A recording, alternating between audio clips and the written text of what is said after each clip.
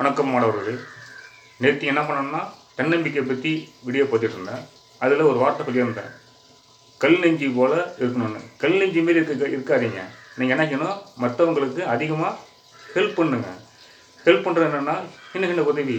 இப்போ பார்த்தீங்கன்னா மழை காலமாக இருக்கா, காக்கா குருவி அதெல்லாம் வரும்.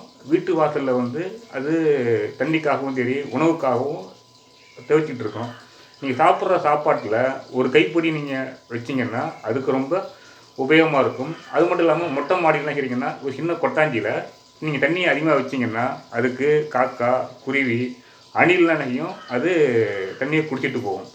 இதுமாரி சிறு சிறு உதவிகள் செஞ்சிங்கன்னா உங்களுடைய வாழ்க்கையில் ரொம்ப பிரகாசமாக இருக்கும்.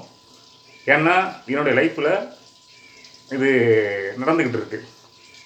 அதாவது தினந்தோறும் நான் என்ன செஞ்சுட்டு இருக்கேன், என் காக்காவுக்கும் குருவிக்கும் நான் செஞ்சுக்கிட்டு இருக்கேன். ஆனால் இதை என்ன செய்யக்கூடாது, சொல்லக்கூடாது. இதை நீங்கள் பார்த்து நீங்கள் செஞ்சீங்கன்னா மற்ற இதுக்கும் உங்கள் ஹெல்ப்பாக இருக்கும். நன்றி, தேங்க்யூ ஆல். இதேமாதிரி என்னுடைய வீடியோவை சப்போர்ட் பண்ணுங்கள். தன்னம்பிக்கை விட்டுறாதீங்க. உங்களால் மட்டும்தான் முடியும், உங்களால் தவிர வேறு யாராலும் முடியாது. Thank you all.